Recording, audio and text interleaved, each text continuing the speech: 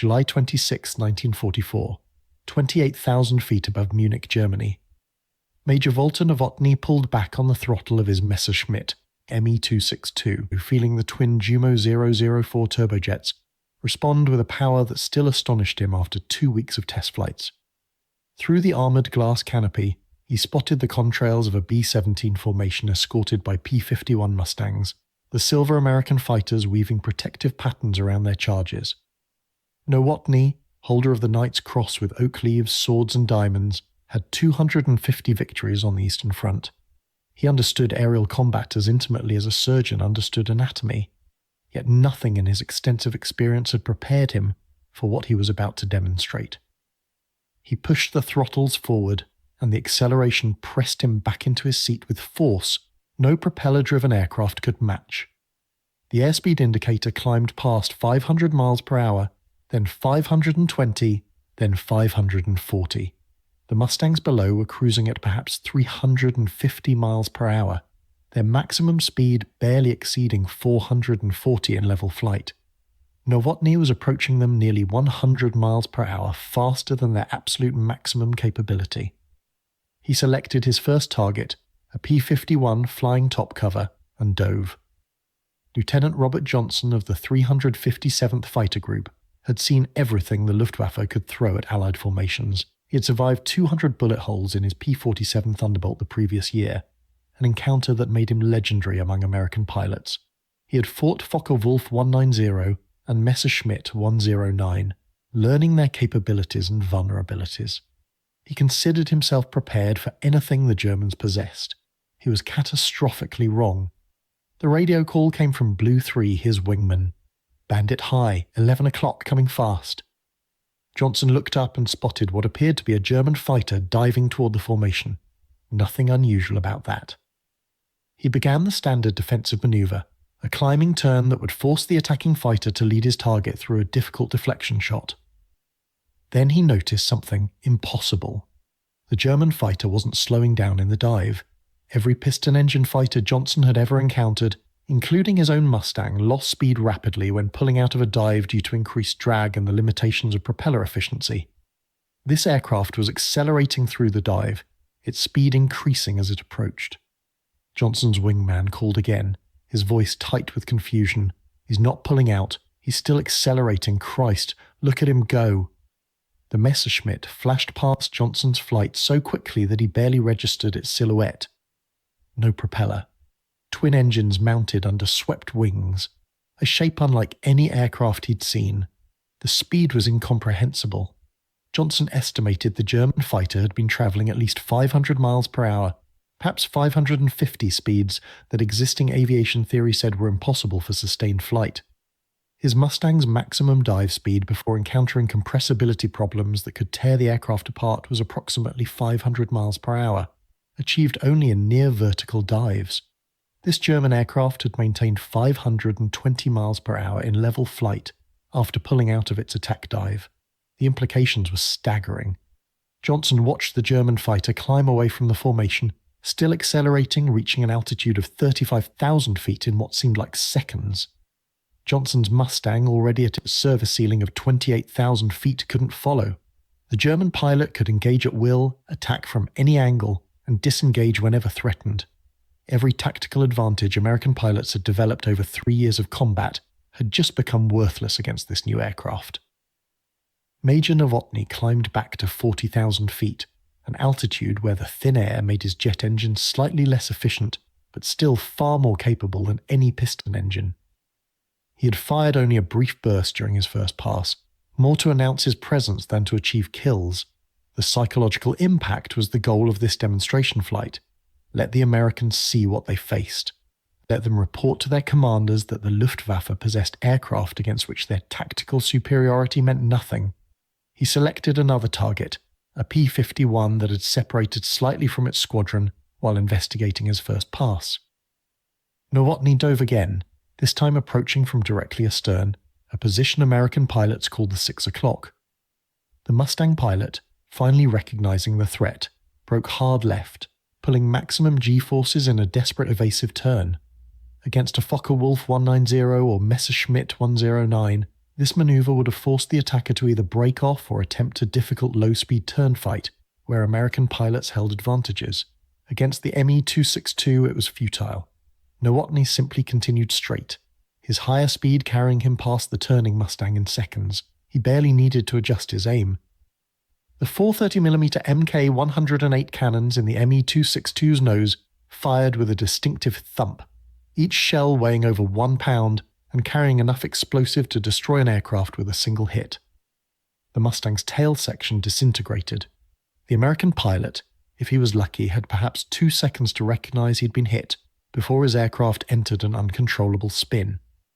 The intelligence reports began reaching Allied headquarters within hours, bomber crews and fighter pilots all describing the same phenomenon. A German jet aircraft capable of speeds exceeding 500 miles per hour, with acceleration and climb performance that rendered conventional interception tactics useless. The descriptions varied in details but agreed on fundamentals: twin engines, swept wings, no propeller, armament consisting of cannons that could destroy heavy bombers with brief bursts. Major General James Doolittle, commanding the 8th Air Force, read the reports with growing concern.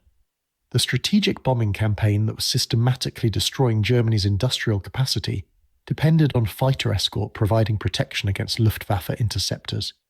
If German jets entered service in significant numbers, American fighters would be unable to prevent massacres of bomber formations. The entire air campaign that had cost thousands of aircraft and tens of thousands of lives could be rendered obsolete by German technological superiority. British intelligence confirmed the Americans' worst fears. RAF pilots had encountered similar aircraft over northern Germany.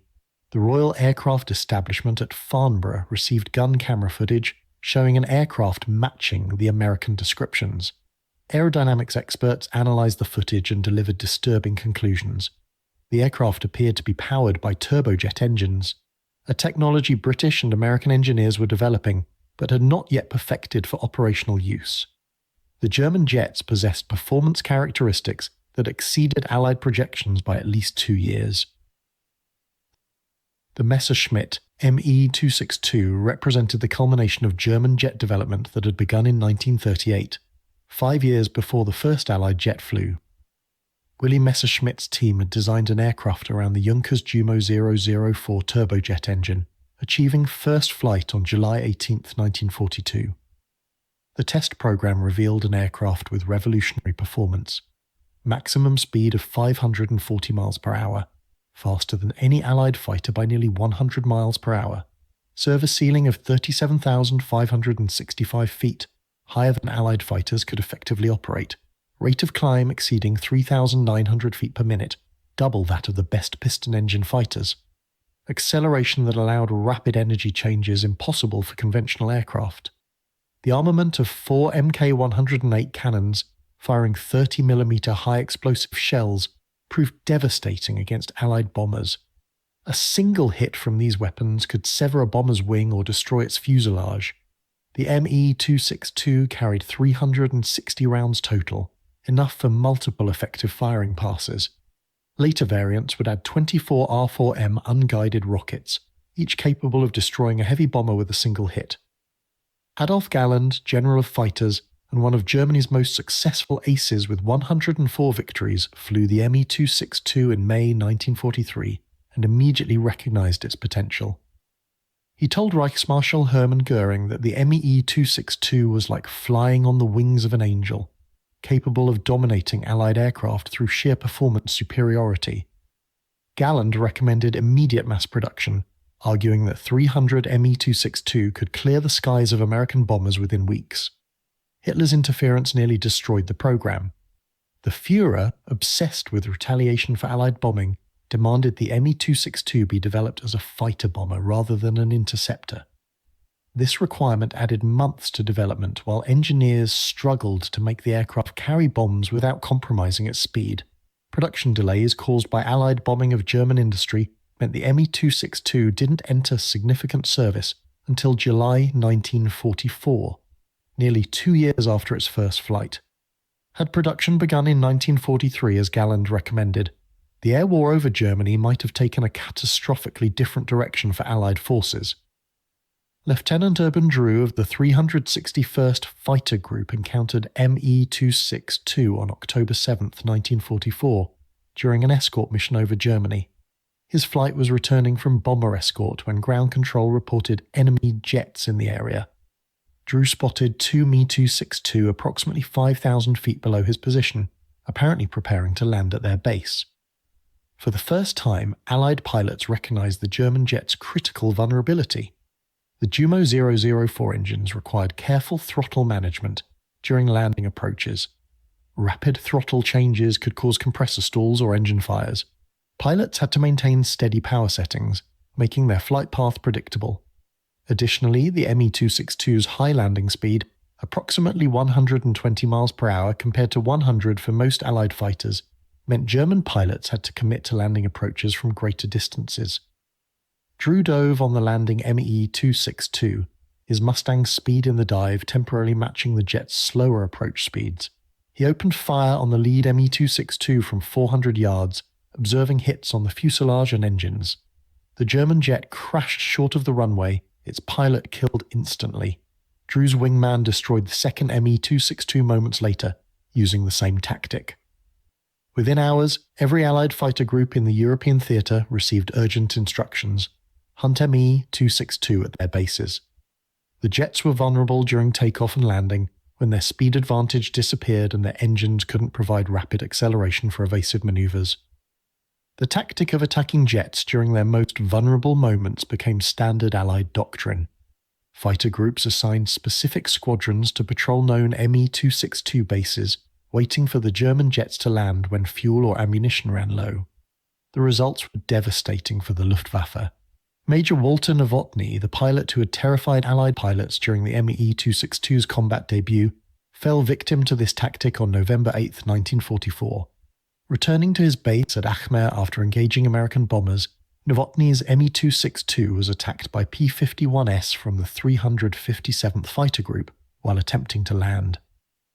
Ground witnesses reported seeing Nowotny's jet trailing fire from one engine as he tried to reach the runway.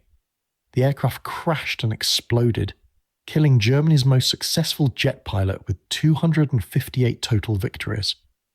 His death demonstrated that superior technology couldn't overcome tactical vulnerability.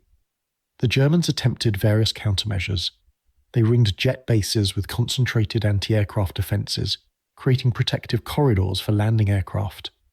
They stationed Focke-Wulf 190 on combat air patrol above jet bases to engage Allied fighters. They built multiple dispersed airfields to force Allied fighters to cover more area. None of these measures fully solved the fundamental problem. The Me-262 had to land eventually, and when it did, it became vulnerable to slower but more numerous Allied fighters. German pilots developed their own tactics to maximize the Me-262's advantages. They attacked from high altitude, diving through bomber formations at speeds exceeding 500 miles per hour, firing their cannons during brief windows when they overtook the slower bombers, then climbing back to altitude before Allied escorts could react. The tactic worked devastatingly well when properly executed. Major Georg Peter Eder, flying with Jagdgeschwader 7, perfected a technique of approaching bomber formations from directly ahead, closing at combined speeds exceeding 750 miles per hour. At such closing rates, bomber gunners had perhaps 2 seconds from visual acquisition to impact, insufficient time for accurate defensive fire. Eder would fire his cannons in 1-second bursts, then break away while his momentum carried him beyond the range of American escorts. On a single mission in March 1945, Eder destroyed 4 B-17s using this tactic, returning to base untouched by defensive fire. The psychological impact on Allied bomber crews was severe. They couldn't see the jets coming until seconds before attack, couldn't evade due to the speed differential, and couldn't effectively return fire during the brief engagement window. Bomber crews reported feeling helpless against the German jets, a complete reversal from the hard-won air superiority of 1943 and early 1944. Allied intelligence worked frantically to understand and counter the Me-262 threat. When a relatively intact Me-262 crashed near Allied lines in November 1944, recovery teams transported the wreckage to England for analysis. British and American engineers examined the Jumo 004 engines and were stunned by what they found. The German turbojets were crude compared to Allied jet engine development. The Germans had used steel alloys rather than temperature-resistant nickel alloys because strategic material shortages made nickel unavailable. Engine life was approximately 25 hours before requiring complete overhaul, compared to Allied jet engine targets of 150 hours. Manufacturing quality varied wildly, with some engines failing after just 10 hours of operation. Despite these limitations, German engineers had achieved operational jet aircraft 2 years before the Allies. The analysis revealed both the Germans' desperate innovation under resource constraints and the margins by which they had beaten Allied development timelines. If Germany had possessed adequate resources and started mass production in 1943, the air war could have taken a drastically different trajectory. American intelligence estimated that 300 operational Me-262 could have made daylight bombing of Germany prohibitively expensive in terms of aircraft and crew losses.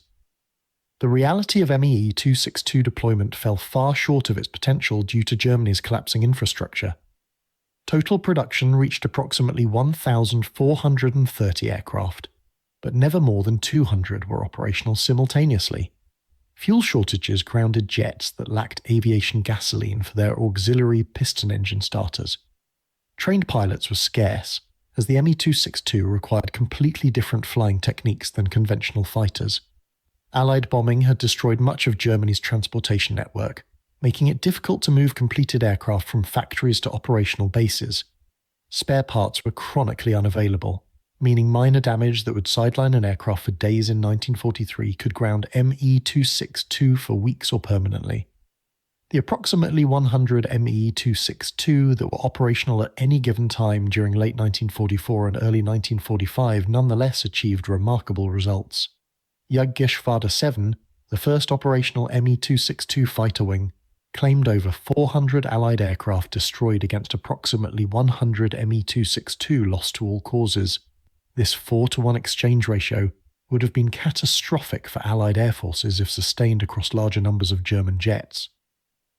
Allied pilots who survived encounters with Me-262 developed deep respect for the aircraft's capabilities combined with recognition of its limitations. Captain Chuck Yeager, who would later break the sound barrier, encountered Me-262 in November 1944 and described them as frighteningly fast but vulnerable when caught at low altitude during landing approaches. Yeager destroyed an Me-262 using the standard tactic of attacking near the German base, catching the jet when its speed advantage couldn't be utilized. Major George Preddy, one of America's top aces with 26 victories, noted in his combat diary that the Me-262 represented a complete paradigm shift in air combat. "Everything we learned about dogfighting is useless against jets," Preddy wrote. "They don't turn with you, they don't slow down to dogfight. They attack once and they're gone before you can react. The only way to kill them is to catch them on the ground or during landing when they're forced to be slow and predictable." Preddy was killed in December 1944 by friendly anti-aircraft fire, but his tactical analysis proved prescient. The technological gap between the Me-262 and Allied fighters was so significant that captured German jets were immediately shipped to the United States and Britain for testing and study. American test pilots at Wright Field flew captured Me-262 extensively, documenting performance that confirmed pilot reports from combat. In level flight, the Me-262 could reach 540 miles per hour compared to the P-51 Mustang's 440 and the P-47 Thunderbolt's 430. In climbing performance, the jet could ascend at 3,900 feet per minute while the Mustang managed 3,475 and the Thunderbolt 3,000. The test reports concluded that Allied piston-engine fighters had no performance advantage over the Me-262 in any flight regime. The only Allied advantage was maneuverability at low speeds, which the German pilots had learned to avoid exploiting by never engaging in traditional turning fights. American pilots were instructed to avoid head-on attacks against Me-262, as the closing speed was too high for accurate shooting, and the German cannon armament was far more destructive than the Americans' 50 caliber machine guns.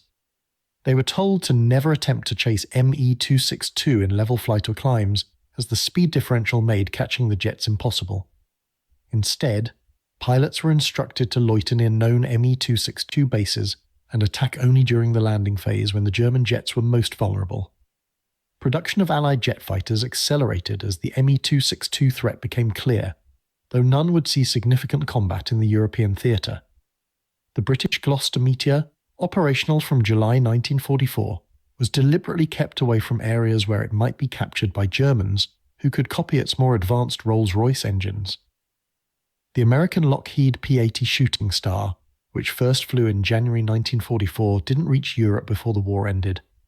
Both aircraft were designed to match or exceed Me-262 performance, but their late arrival meant the German jet fought without equal for the final year of the European War.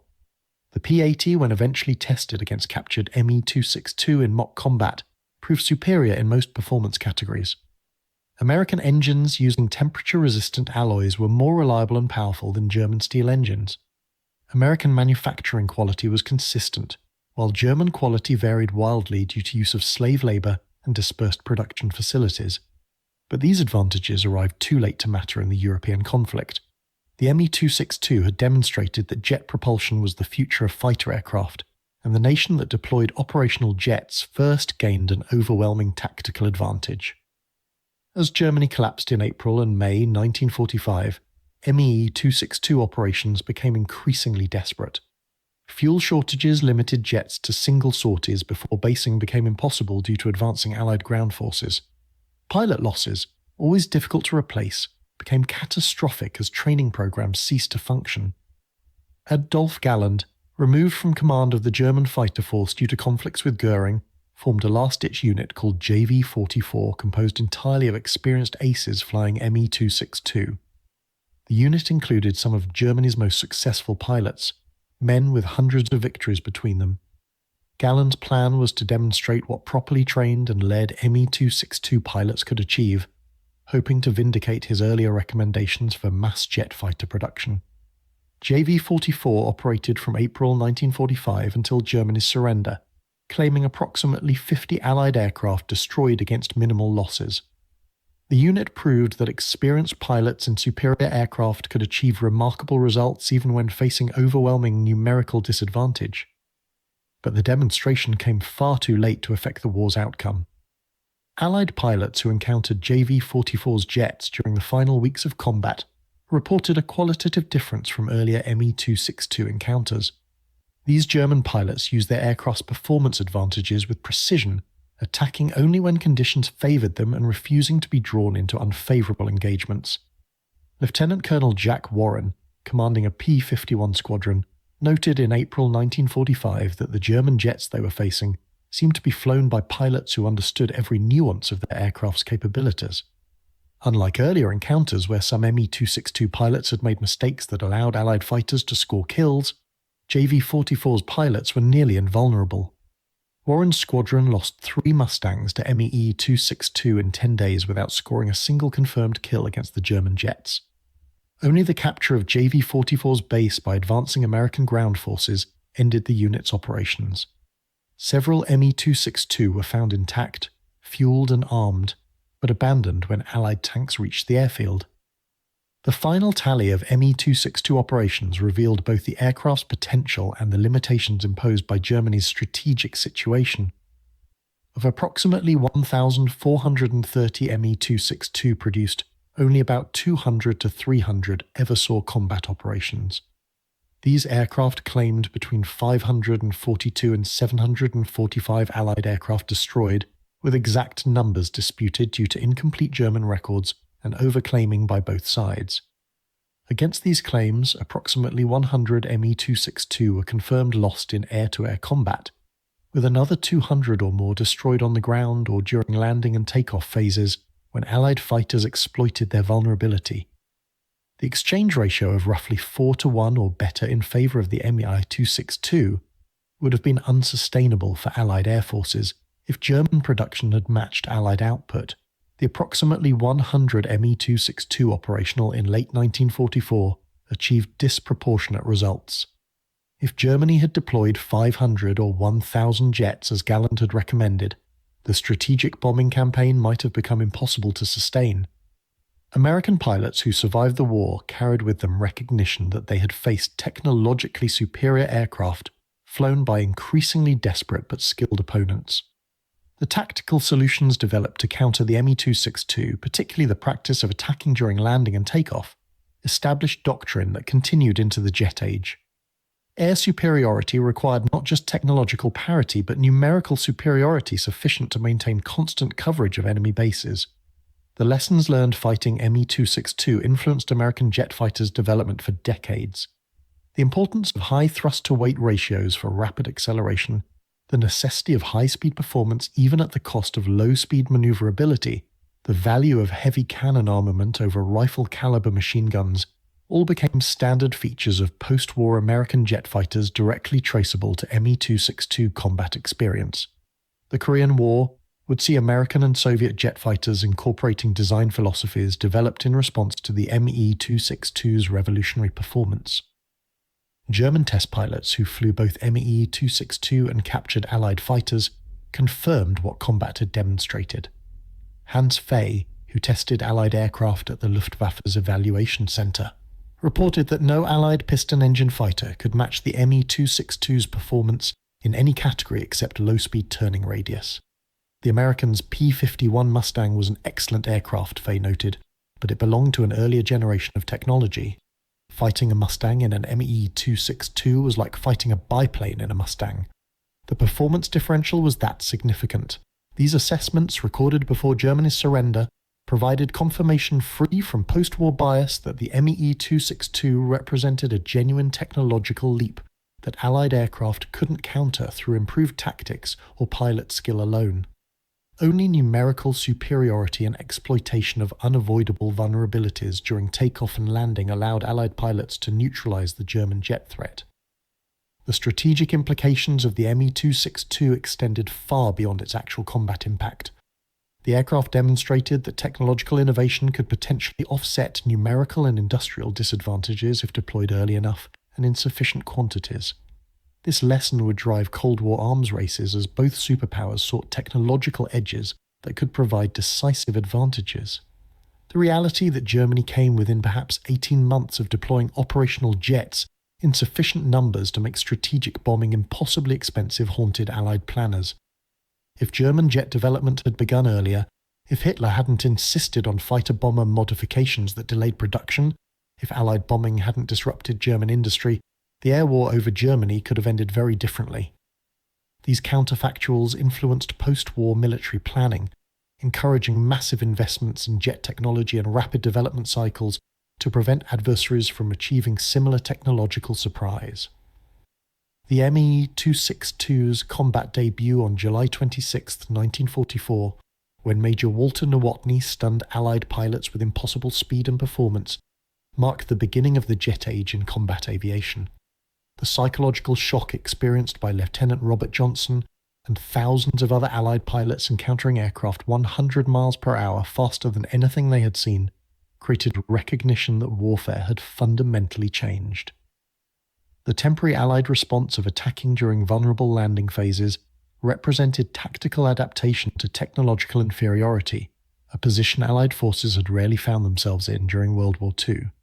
The lessons learned would shape military aviation for generations, establishing principles about the relationship between technology, tactics, and numerical strength that remain relevant today. The approximately 100 Me-262 that terrified Allied bomber crews during late 1944 and early 1945 proved that revolutionary technology could temporarily overcome overwhelming numerical odds, while also demonstrating that technology alone couldn't compensate for strategic collapse and industrial limitations. The Allied pilots who survived encounters with the world's first operational jet fighter returned home with stories of impossible speed and desperate tactics, carrying with them knowledge that would transform American aviation into the jet age and beyond.